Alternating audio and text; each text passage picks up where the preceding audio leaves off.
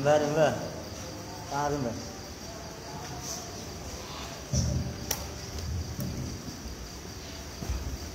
Oh, bagian ini ya. Oh iya.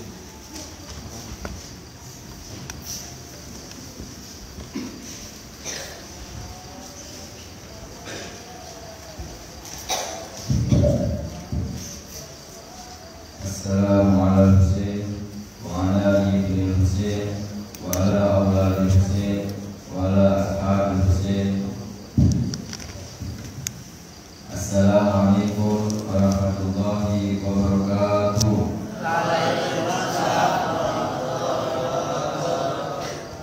Alhamdulillah walhamdu haqqu kama yastahiqu hamdan katsiran. Wa a'udzu bihi min syarri nafsi innan nafsa la'amaratun bisu' illa ma rahima rabbi. Assalatu wassalamu ala asrofil anbiya wal mursalin habibi wa habibi ilahil alamin abil qasimi Mustafa Muhammad.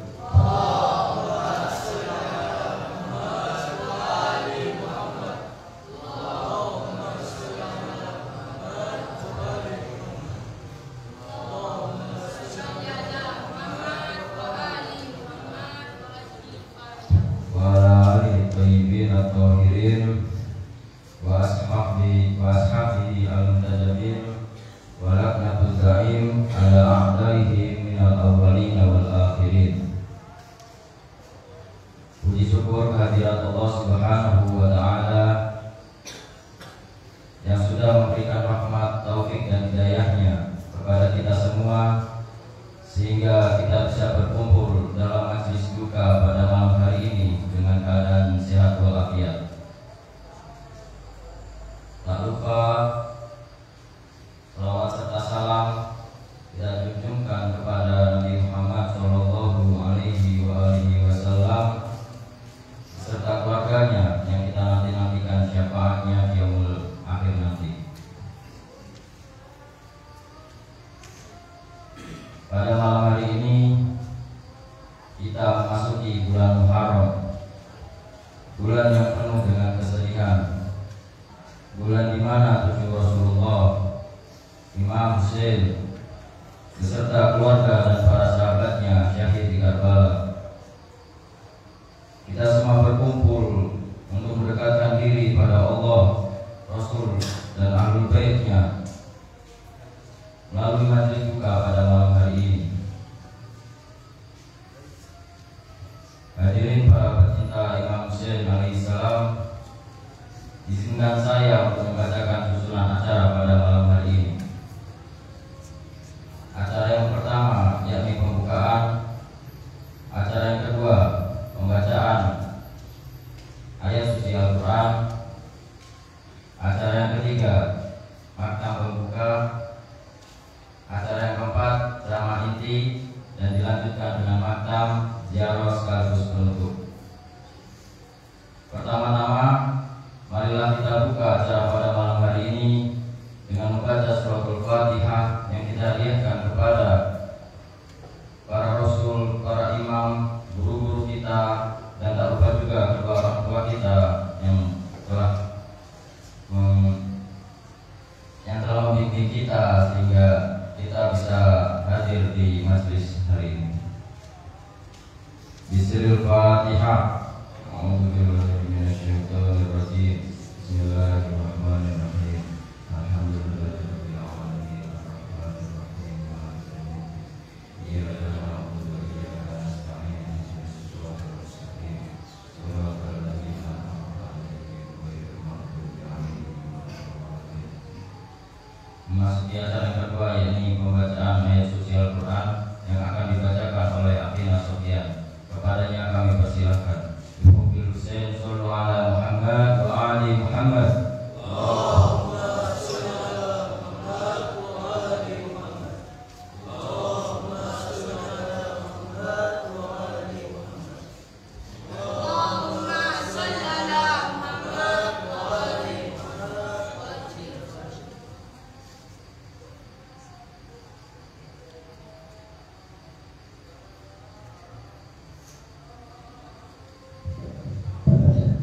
Assalamualaikum warahmatullahi wabarakatuh.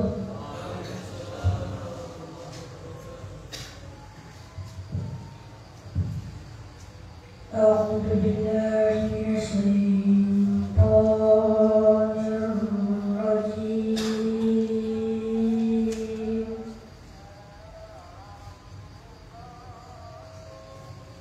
Bismillahirrahmanirrahim.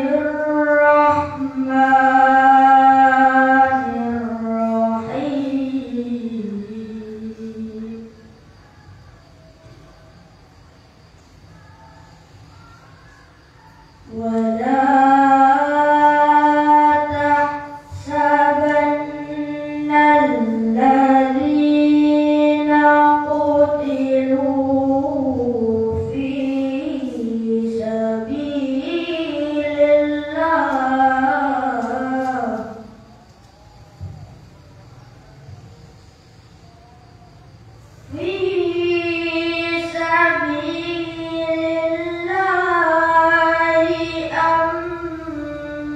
amwatan bal ahya'un 'inda rabbihim yurzaqun.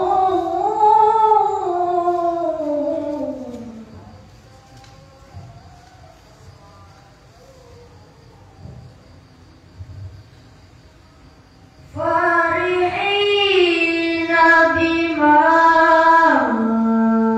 atahumullahu min fadlihi wa yastabshiruna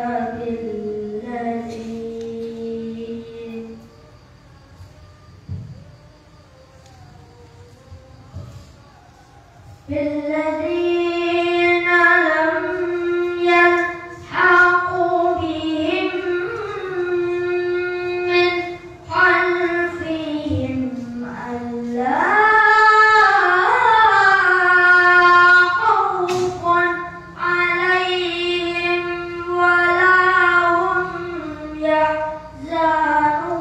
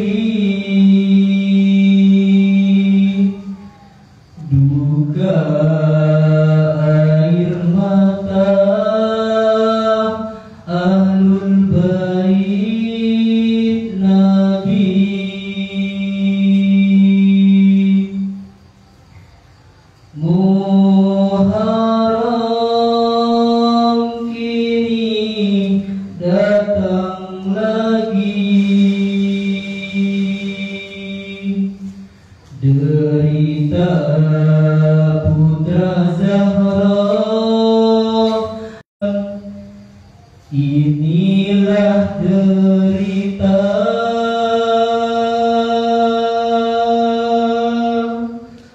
putramu Zahra,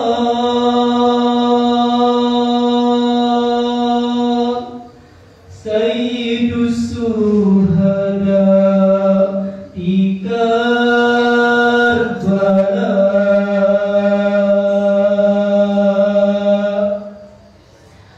Muharram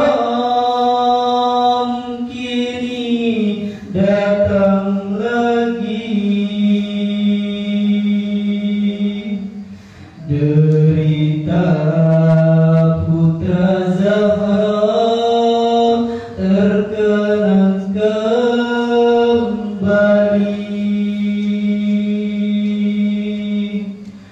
Asyura kini menghampiri,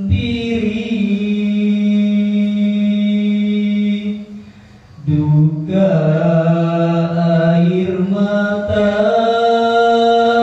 Ahlul Bait Nabi.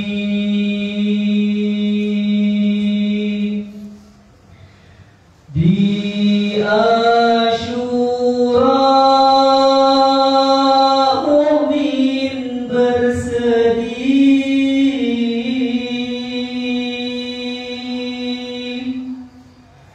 di Asyura mukmin menangis,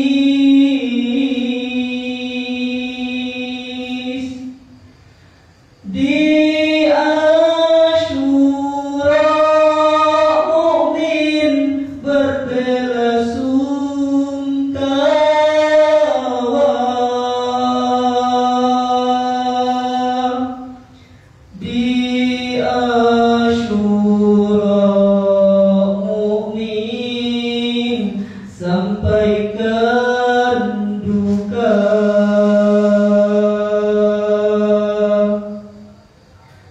Pada Mustafa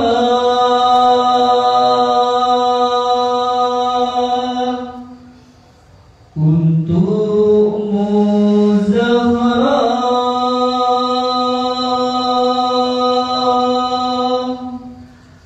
akan derita Husain di Karbala.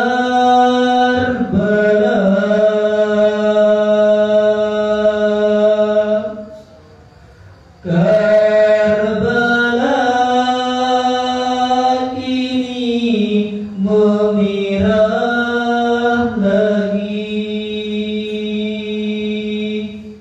semesta menangis bersedih hati. Karbala kini berdarah lagi, tertumpah darah putra Nabi.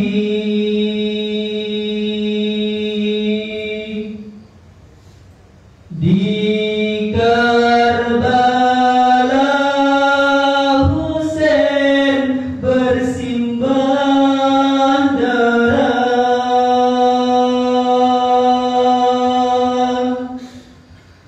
di Karbala Husain terkena panah,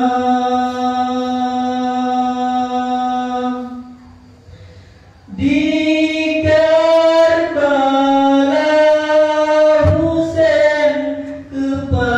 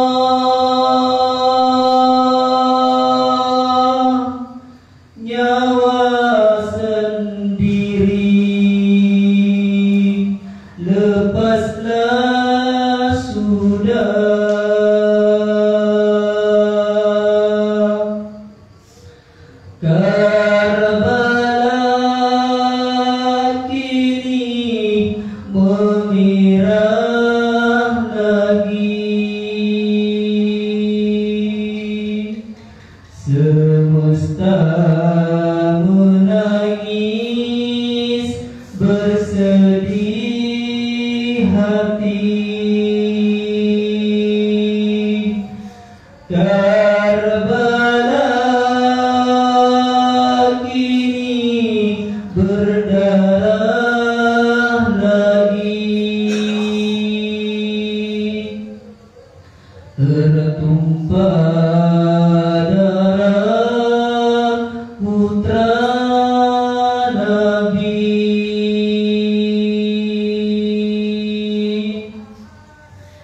Di Karbala Zainab merana,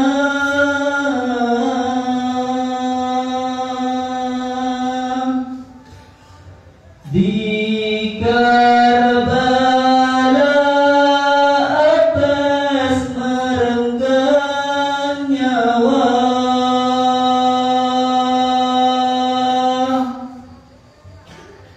Di Karbala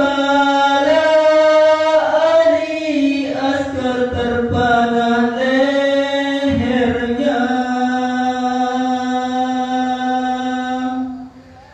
Di Karbala Ali Akbar tiada.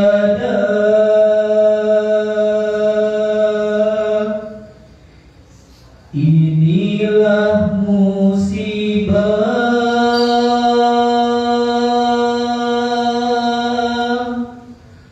keluarga Mustafa,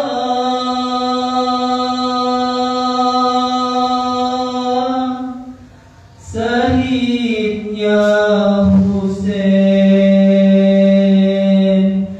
di Karbala.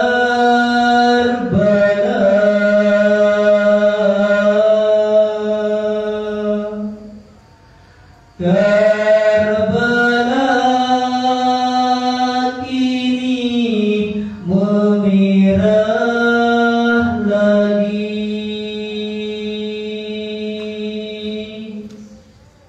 semesta menangis bersedih hati. Karbala kini berdarah lagi, tertumpah darah putra Nabi.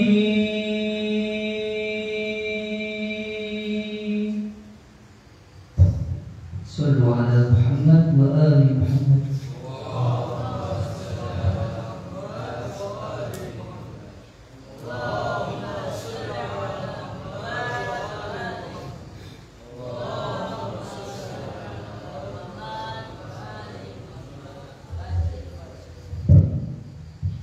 Acara yang selanjutnya yakni ceramah inti yang akan dibawakan oleh Ustadz Al-Firdaus. Kepadanya kami persilahkan. Wabil Husain sallu ala Muhammad wa ali Muhammad.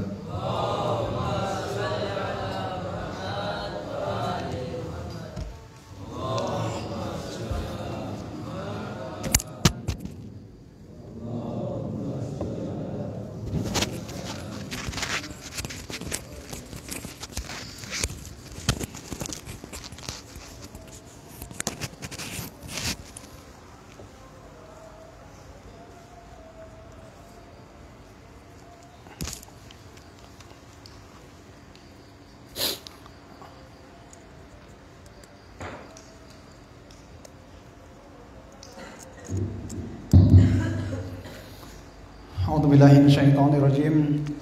Bismillahirrahmanirrahim. Alhamdulillahi rabbil alamin, bari'il khalaiqi ajma'in. Wa afdhalus salati wat taslim ala habibina wa habibi ilahil alamin, syafi'i dzunubina wa tabibi nufusina abil qasimil mustafa Muhammad. Allahumma shalli ala Muhammad wa ala alihi tayyibin tahirin ala khairil ma'sumin siyama baqiyatillahi fil ardin, ruhi wa arwahul alamin liturabi maqdamihi fida, wala nudaimu ala adaihim minal awalina wal akhirin ila qiyami yaumiddin. Allahumma kulli waliyikal hujjati bil hasan salawatuka alaihi wa ala abaihi fi hadhihi sa'ah wa fi kulli sa'ah waliyan wa hafidan wa qaidan wa nasiran wa dalilan wa ainan hatta tuskinahu ardaka taw'an wa tumati'ahu fiha tawila. Assalamu ala al-Husain wa ala Ali bin Husain wa ala auladil Husain wa ala ashabil Husain alladzina badalu muhajahum dunal Husain alaihi salam. Assalamualaikum warahmatullahi wabarakatuh. Ikhwan dan akhwat sekalian yang dimuliakan Allah Subhanahu wa taala,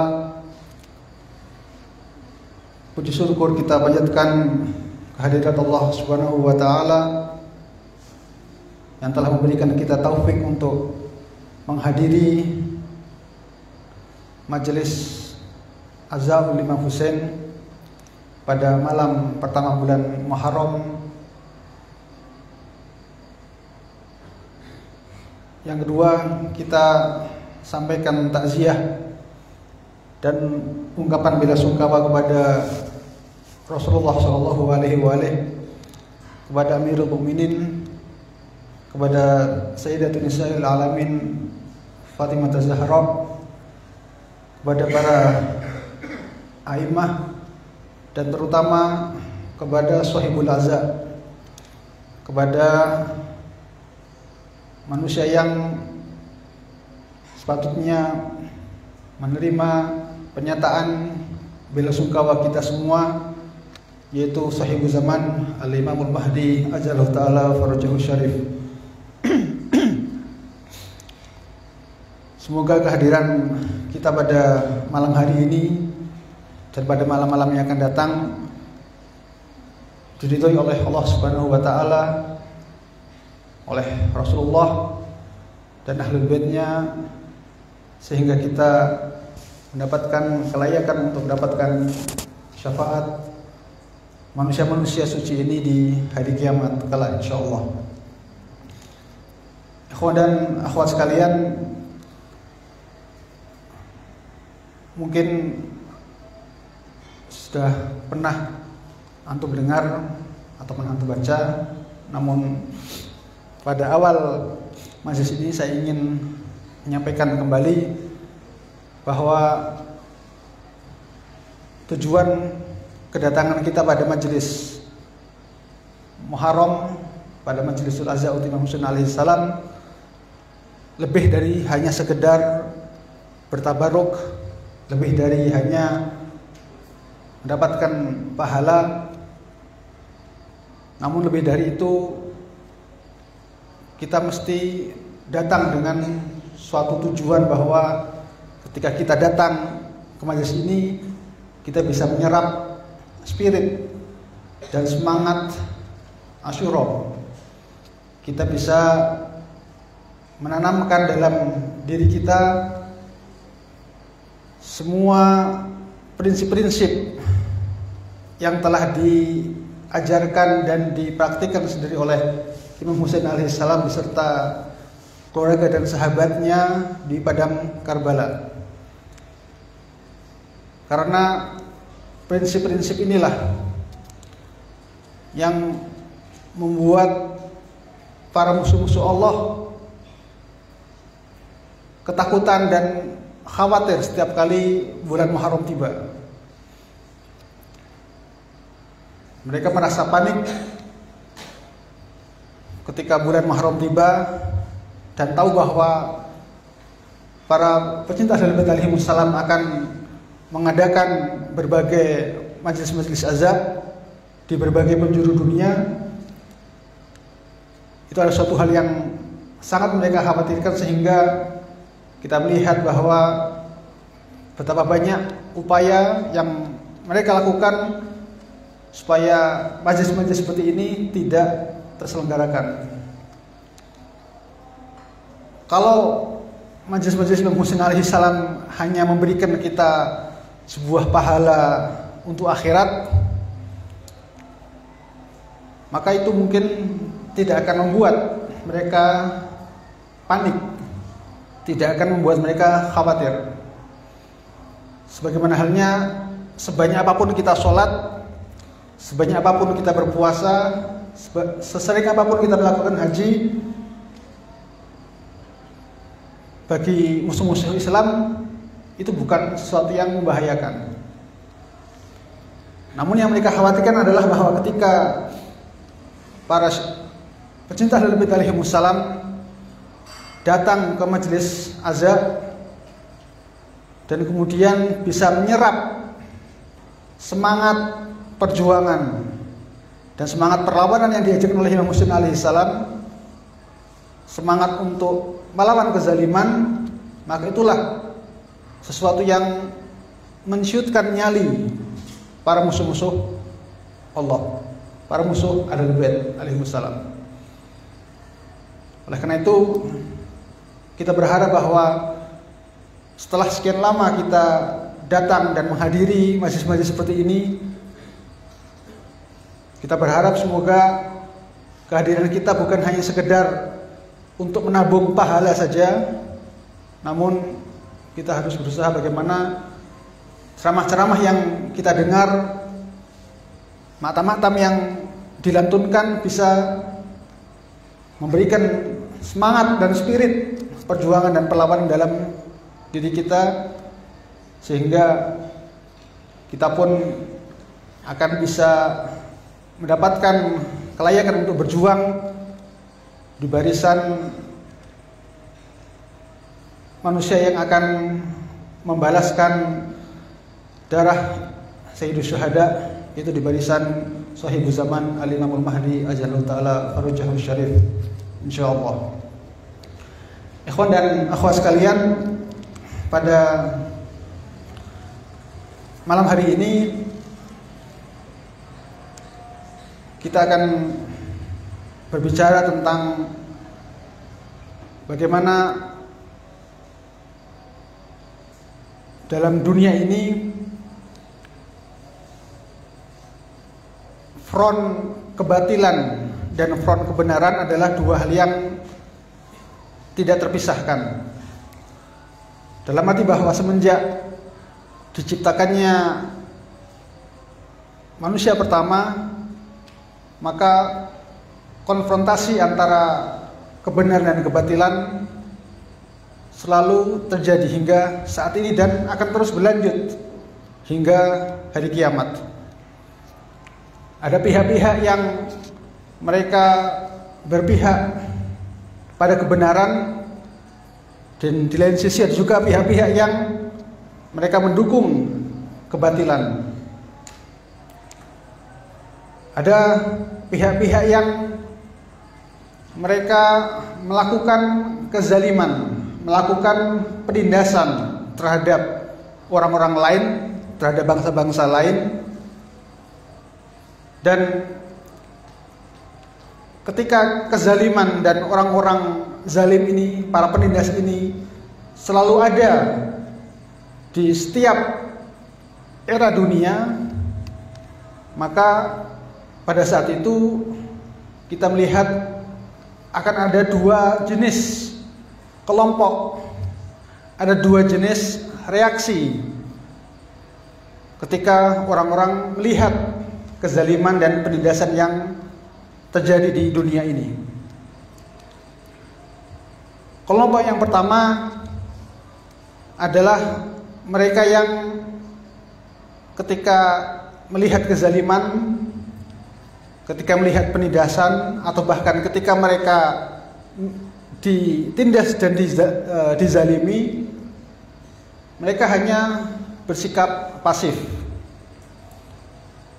Mereka tidak melakukan apapun untuk melawan kezaliman dan penindasan tersebut, karena mereka istilahnya sudah terintimidasi.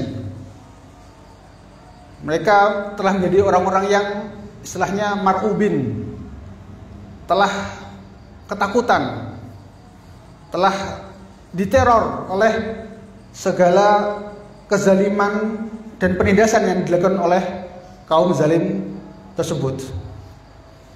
Karena salah satu cara yang dilakukan oleh orang-orang zalim supaya mereka berhasil mewujudkan tujuan-tujuan mereka adalah mereka mempropagandakan sedemikian rupa kekuatan-kekuatan mereka, mengesankan bahwa mereka adalah pihak yang tak terkalahkan, sehingga bagi orang-orang yang berhati lemah wajar jika kemudian mereka terintimidasi, mereka gentar dan mereka takut ketika melihat bahwa kelompok ini begitu kuat, memiliki persenjataan yang begitu lengkap, memiliki gudang senjata yang sangat banyak dan seterusnya. Sehingga ketika mereka sudah terintimidasi, mereka sudah terlebih dahulu ciut nyali, maka mereka pun kemudian tidak akan melakukan perlawanan. Mereka tidak berusaha untuk melawan kaum penindas dan kaum zalim tersebut, karena mereka berpikir percuma. Bagaimana mungkin lawan yang demikian kuat, lawan yang demikian tangguh, memiliki begitu banyak senjata dan lainnya, bagaimana mungkin kita melawan mereka? Oleh karena itulah kemudian mereka menjadi orang-orang yang bukan orang-orang mazlum, tapi mereka adalah orang-orang yang mundolim. Artinya mereka menerima begitu saja kezaliman dan penindasan yang terjadi atas mereka, tanpa mereka berusaha untuk melakukan sebuah perlawanan. Nah, karakteristik yang semacam ini, ketika ada orang-orang yang mar'ubin, orang-orang yang terintimidasi seperti ini, kita melihat bahwa karakteristik semacam ini itu sangat merugikan dan sangat berbahaya.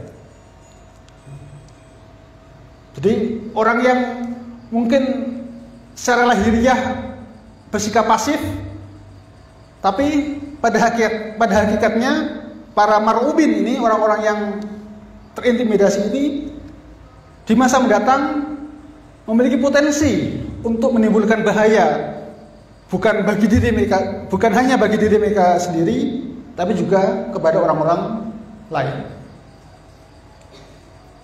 Salah satu dampak negatif dari orang-orang yang memiliki karakteristik semacam ini, orang-orang yang diam dan menerima begitu saja ketika mereka tertindas, adalah bahwa mereka sadar atau tidak berpotensi untuk menjadi bagian dari pasukan musuh, berpotensi untuk menjadi pasukan bayangan dari pihak musuh. Atau kalau dalam istilah sepak bola, misalkan bahwa orang-orang seperti ini bisa menjadi pemain ke-12 bagi tim lawan. Artinya apa? Artinya bahwa mereka sadar atau tidak, dengan ketakutan yang ada pada hati mereka terhadap musuh, kemudian mereka menularkan ketakutan tersebut kepada orang-orang lain.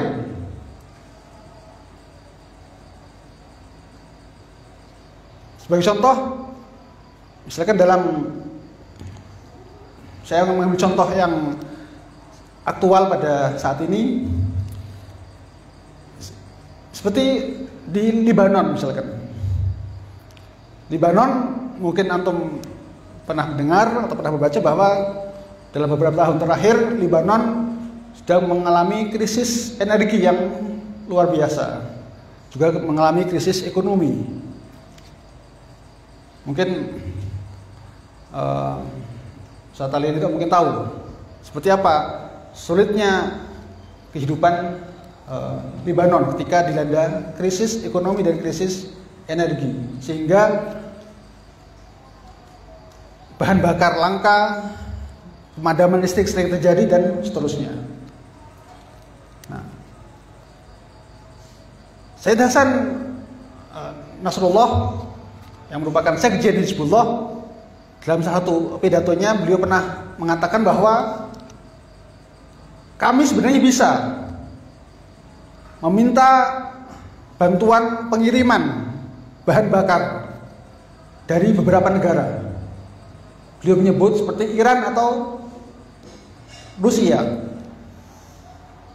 bahwa Iran dan Rusia mereka siap untuk bekerja sama, misalkan membangun tenaga stasiun pembangkit energi atau membangun kilang-kilang minyak yang nanti itu akan membantu supaya Lebanon tidak terkena krisis energi. Namun beliau mengatakan ada sebagian orang-orang di Lebanon, ada orang-orang di dalam Lebanon sendiri yang mereka ketakutan. Mereka tidak ingin, jangan sampai ada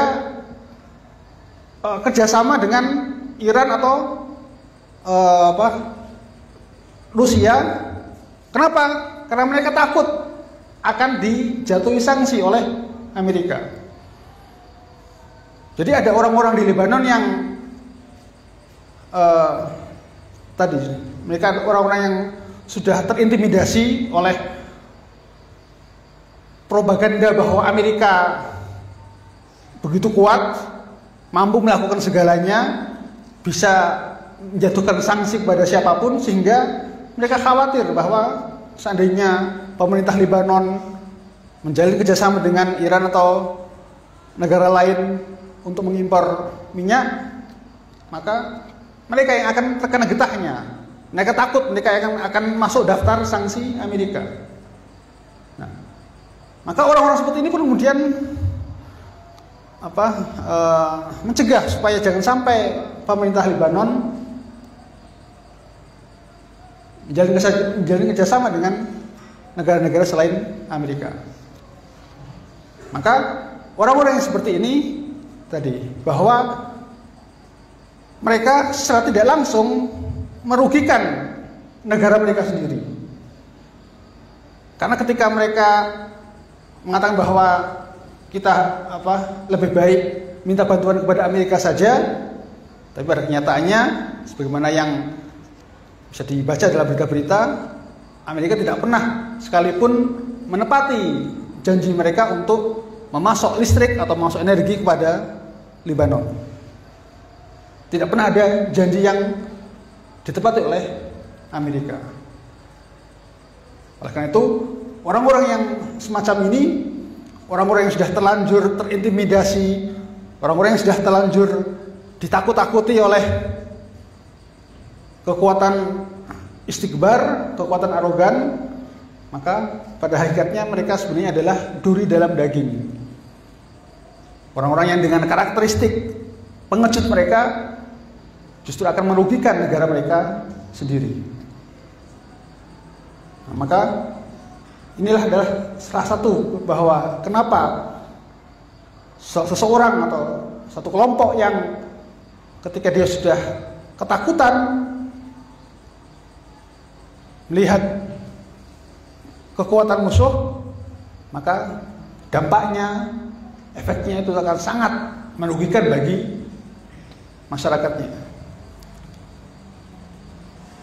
Selain itu, orang-orang yang sudah terintimidasi oleh musuh, maka cepat atau lambat dia pun nanti akan masuk kepada bagian orang yang membantu para musuh-musuh tersebut.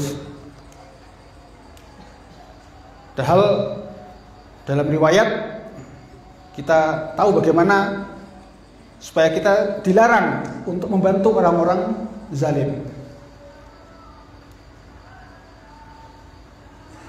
Walaupun kita mungkin tidak melakukan kezaliman itu sendiri, tapi ketika kita membantu, memberikan sebuah persiapan kepada orang zalim untuk melakukan kezaliman tersebut, maka pada dasarnya kita pun dianggap terlibat dalam kezaliman tersebut. Oleh karena itu dalam ziarah Asyura kita membaca bahwa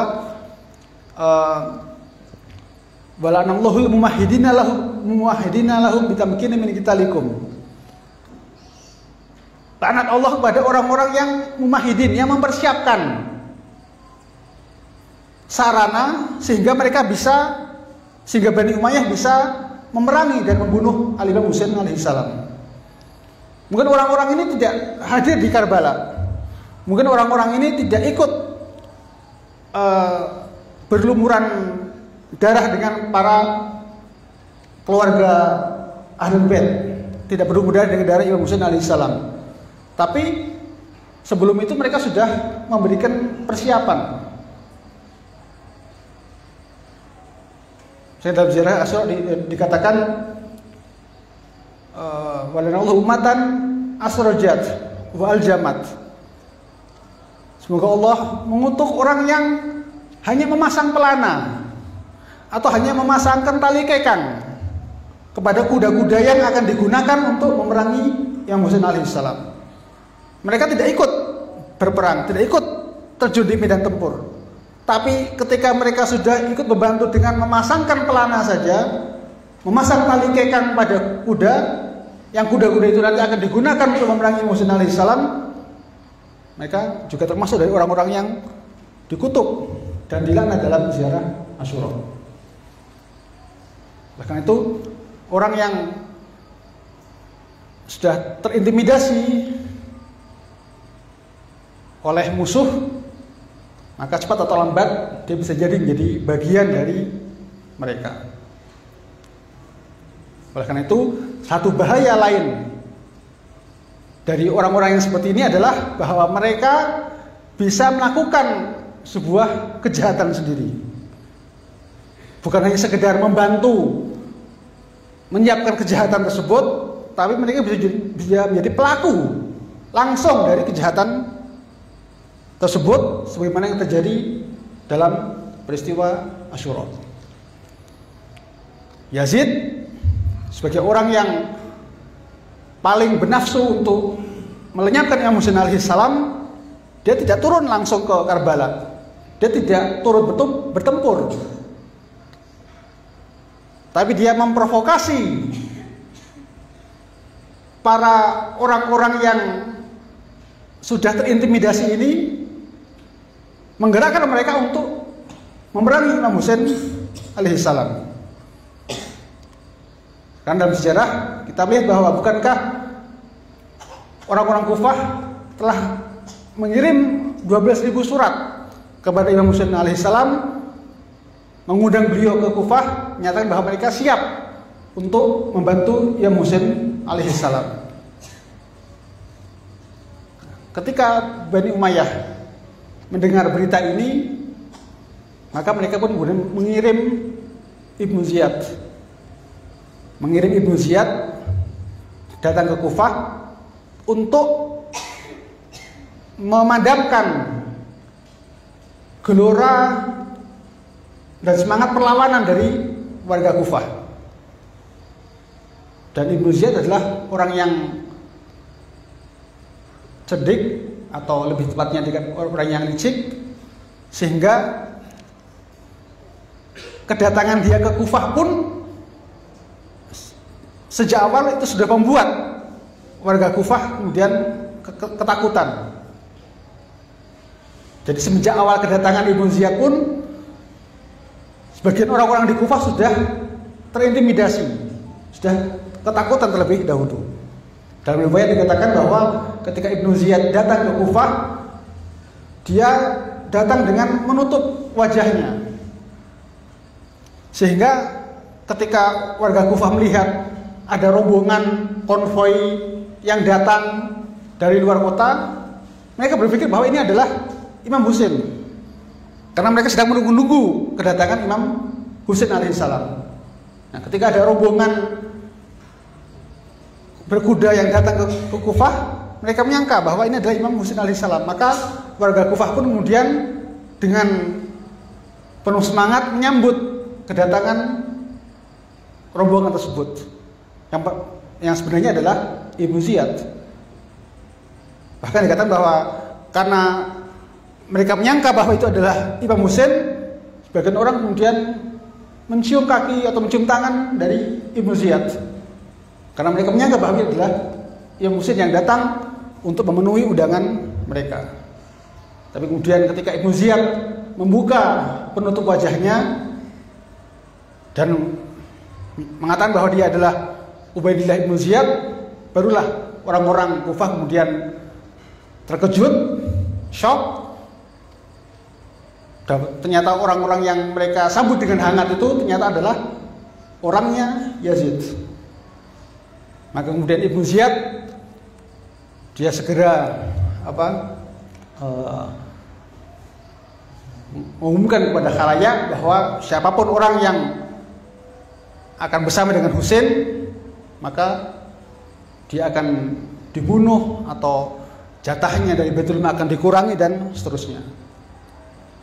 Hasil Ibnu Ziyad dengan cara iming-iming atau ancaman dia membuat warga Kufah yang tadinya ingin membela Imam Husain alaihissalam, membuat sebagian besar dari mereka kemudian ketakutan, ciut nyali, dan akhirnya enggan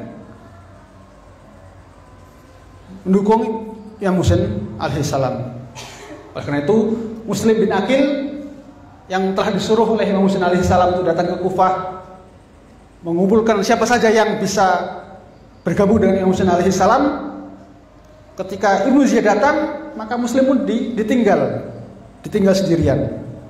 Karena orang-orang takut kalau mereka bersama Muslim, mereka akan dihukum, akan dibunuh oleh Ibnu Ziyad. Dan salah satu cara Ibnu Ziyad untuk membuat warga Kufah semakin ketakutan adalah tadi dalam riwayat ketika bagaimana Muslim bin Aqil dijatuhkan, didorong dari puncak gedung yang tinggi hingga kemudian beliau syahid. Cara ini juga untuk menebar rasa ketakutan pada warga Kufah sehingga mereka tidak lagi mau bergabung dengan Imam Husain alaihissalam. Nah, orang-orang Kufah ini, orang-orang Kufah yang sudah terintimidasi seperti ini, maka akhirnya mereka pun kemudian supaya mereka selamat, supaya nyawa mereka tetap dilindungi, maka akhirnya kemudian mereka pun ikut ke Karbala dalam barisan pasukan Umar bin Sa'ad. Orang-orang yang tadinya mengundang Imam Husain alaihissalam sendiri datang ke Kufah, namun orang-orang yang sama mereka lah yang kemudian memerangi Imam Husain alaihissalam. Kenapa? Tadi karena mereka sudah jadi orang yang mar'ubin, mereka orang yang sudah terlanjur diteror oleh orang yang sudah terintimidasi oleh ancaman-ancaman dari Bani Umayyah. Di sini kita bisa melihat bahwa bagaimana orang-orang yang terintimidasi seperti ini, para mar'ubin ini, dampaknya bisa sangat menghancurkan, sangat destruktif. Ini adalah satu jenis dari orang-orang yang ketika mereka melihat kezaliman, melihat penindasan, maka mereka diam begitu saja, menerima mereka ditindas dan seterusnya. Namun kelompok yang kedua adalah orang-orang yang ketika melihat kezaliman, orang-orang yang ketika mereka ditindas, mereka tidak diam saja, mereka tidak membiarkan diri mereka ditindas dan dizalimi begitu saja, namun mereka bangkit untuk melakukan perlawanan. Bahwa semua propaganda yang disebarkan oleh musuh, yang digembar-gemborkan oleh musuh bahwa mereka kuat, mereka tangguh dan seterusnya, propaganda tersebut sama sekali tidak berpengaruh pada hati orang-orang yang semacam ini. Karena mereka adalah orang-orang yang tidak terima untuk ditindas. Mereka adalah orang-orang yang tidak mau dizalimi. Dan karakter seperti inilah yang kemudian diserap oleh orang-orang seperti Imam Khomeini ketika beliau mencetuskan revolusi Islam Iran. Imam Khomeini Qudisa Sirruh Syarif di masa sebelum revolusi melihat bagaimana rakyat Iran begitu ditindas dan dizalimi oleh orang-orang barat, terutama oleh Amerika. Sehingga ada sebuah undang-undang pada masa sebelum revolusi yang mengatakan bahwa ketika orang Amerika melakukan tindak kriminal, maka dia tidak bisa diadili oleh pengadilan Iran. Sehingga anjing Amerika, orang Amerika pun itu lebih terhormat dibandingkan orang Iran sendiri. Jadi begitu hinanya dan begitu rendahnya bangsa Iran di masa sebelum revolusi. Imam Khomeini, orang yang telah menyerap spirit dan semangat Imam Husain alaihissalam, tentu tidak tinggal diam melihat kondisi yang seperti ini. Tidak senang melihat bahwa rakyatnya ditindas dan dizalimi sedemikian rupa oleh Amerika. Oleh karena itulah maka kemudian beliau mencetuskan revolusi Islam dan kemudian menggulingkan Syekh Iran yang merupakan boneka Amerika di Timur Tengah pada saat itu. Dan jalan Imam ini pun kemudian menjadi model dan menjadi teladan bagi negara-negara yang lain. Hizbullah, negara-negara Yaman, negara-negara yang saat ini dikenal dengan Mihwarul Muqawamah, negara-negara poros perlawanan, adalah mereka yang tidak mau ditindas begitu saja, tapi kemudian mereka melakukan sebuah perlawanan,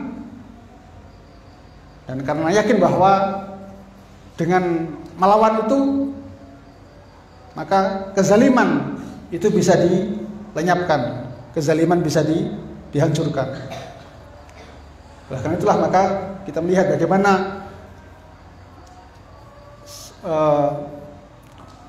pihak-pihak faksi-faksi di Palestina seperti Hamas atau Jihad Islam yang tetap melakukan perlawanan bersenjata kepada Israel, enggan berunding atau berdamai dengan mereka, karena mereka yakin bahwa satu-satunya cara untuk membebaskan Palestina adalah dengan mengangkat senjata dan melakukan perlawanan. Sehingga meskipun mereka dicap sebagai teroris oleh Amerika, oleh negara Barat, namun label-label teroris seperti ini tidak pernah mensyutkan nyali mereka, karena mereka telah melihat bagaimana Hizbullah dengan semangat perlawanannya mampu mengusir Israel dari Lebanon, dan hingga kini menjadi sebuah kekuatan yang begitu ditakuti dan membuat khawatir Amerika, Israel, dan musuh-musuh Islam yang lain. Saya akan menutup ceramah saya pada malam hari ini dengan sebuah riwayat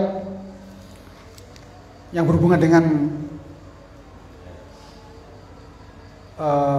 kejadian pasca perang Uhud, di mana dalam sejarah kita mengetahui bahwa dalam perang Uhud yang diakibatkan karena sebagian orang tidak mematuhi perintah Rasulullah, maka kemudian kaum muslimin menderita kerugian yang cukup besar di perang tersebut.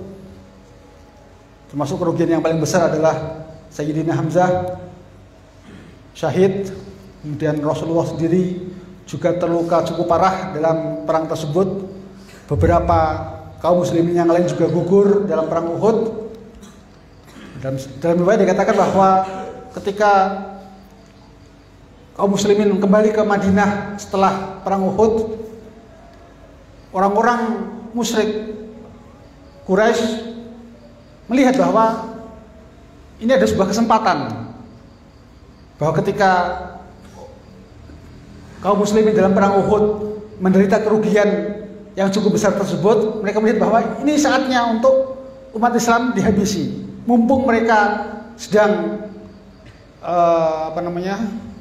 sedang dikagetkan dan sedang shock oleh banyaknya syuhada dari kalangan kaum muslimin, maka kemudian orang-orang Quraisy mengatakan bahwa sekarang juga Madinah harus diserang, kaum muslimin harus diserang. Nah, maka dikatakan bahwa setelah perang Uhud langsung orang-orang Quraisy Mekah mereka datang ke Madinah dengan maksud untuk menyerang kembali kaum muslimin. Nah, di antara warga Madinah sendiri, orang-orang yang bisa jadi mereka adalah antek dari orang-orang Quraisy, atau mungkin orang Muslim yang tadi yang sudah ketakutan atau terintimidasi, mereka kemudian mengatakan kepada warga Madinah, wahai warga Madinah, kalian ini sudah dikepung oleh pasukan Quraisy. Ini kalian baru pulang dari perang, sudah barusan kalah, banyak yang gugur dari kalian, maka jangan melawan ketika nanti kaum Quraisy datang. Dan hal ini disebutkan dalam Al-Quran, dalam surat Al-Imran ayat 173, Allah Subhanahu wa taala berfirman, Bismillahirrahmanirrahim, alladzina qala lahumun nas innan nasa qad jama'u lakum. Ada orang-orang yang berkata kepada warga Madinah bahwa anan nas qad jama'u lakum, orang-orang Quraisy telah berkumpul, telah bersepakat untuk menyerang Madinah pada malam ini. Fakhshawhum, mereka mengatakan kalian harus takut. Mereka ini pasukan Quraisy datang membawa pasukan besar, maka kalian jangan melawan. Tapi apa reaksi dari umat Islam pada saat itu? Allah mengatakan fazadahum imana wa qalu hasbunallahu wa ni'mal wakil. Ketika ada intimidasi dan ancaman tersebut, umat muslim di Madinah bukannya gentar, tapi mereka justru bertambah keimanan mereka. Fazadahum imana wa qalu hasbunallahu wa ni'mal wakil. Mereka mengatakan cukup, Allah itu sebagai penolong kita. Kita ini memiliki pembantu, kita memiliki penolong, Allah Subhanahu wa taala, dan itu sudah cukup bagi kita untuk melawan mereka. Tidak perlu kemudian kita takut dan terancam oleh kedatangan pasukan Quraisy. Maka kemudian Rasulullah berseru pada warga Madinah supaya mereka yang baru pulang dari perang, walaupun dalam keadaan luka, mereka berkumpul. Dan kemudian beliau menyuruh mereka untuk menyambut pasukan Quraisy dan memerangi mereka. Dan hasilnya apa? Fanqalabu bi ni'matinallahi wa fadl lam yamsashum su. Mereka mengatakan, dan mereka para muslim ini kembali pulang bi ni'matinallah, dengan nikmat dari Allah, bahwa kaum muslimin ketika mereka disuruh oleh Rasulullah untuk kembali memerangi kaum Quraisy, mereka meraih kemenangan. Dan bukan hanya kemenangan yang mereka raih, mereka juga mendapatkan ghanimah, mendapatkan rampasan-rampasan perang dari perang kedua mereka melawan orang-orang Quraisy.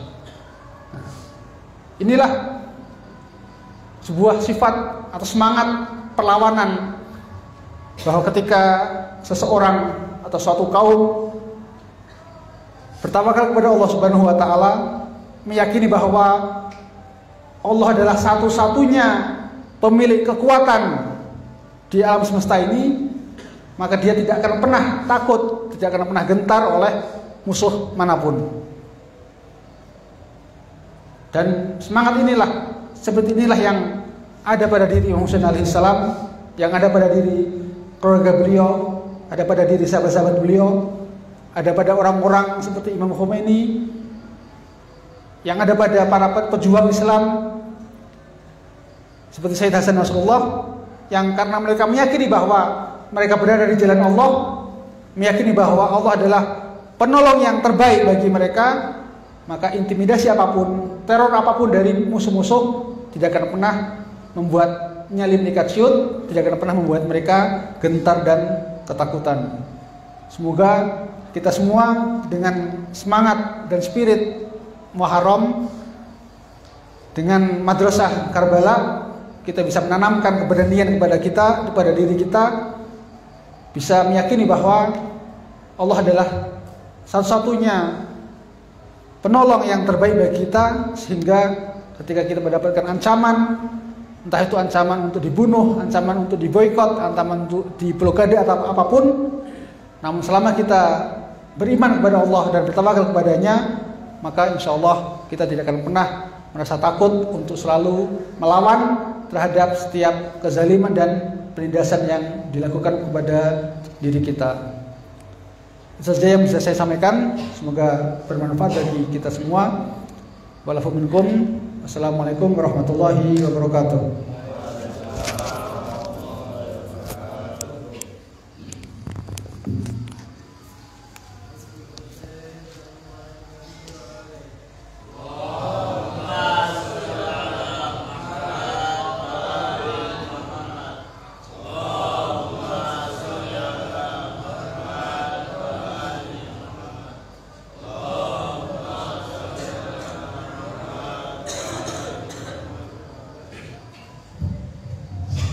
Dimohon untuk berdiri sallallahu ala Muhammad wa ali Muhammad. Salli ala Muhammad wa ali Allahumma salli ala Muhammad wa ali Muhammad. Allahumma salli ala Muhammad wa ali Muhammad wa ali.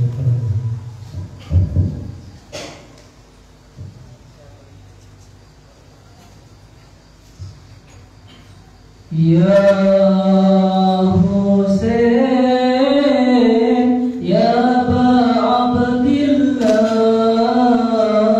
Ya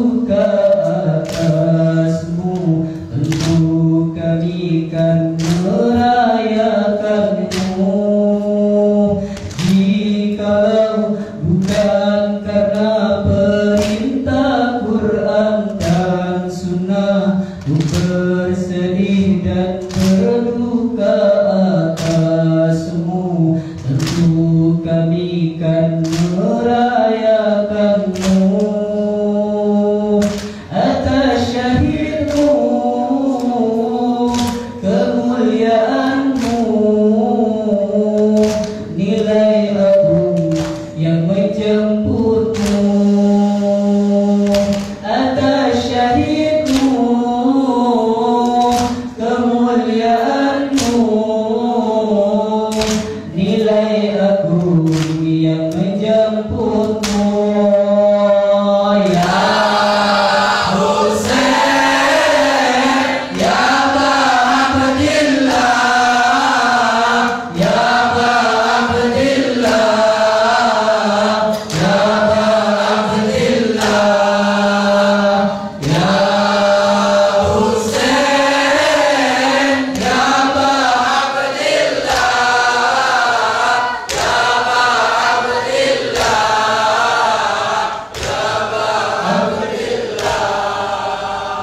mereka membunuhmu justru menghidupkanmu, menyakitimu malah memuliakanmu. Di sana kau telah jadi raja. Mereka membunuhmu justru menghidupkanmu, menyakitimu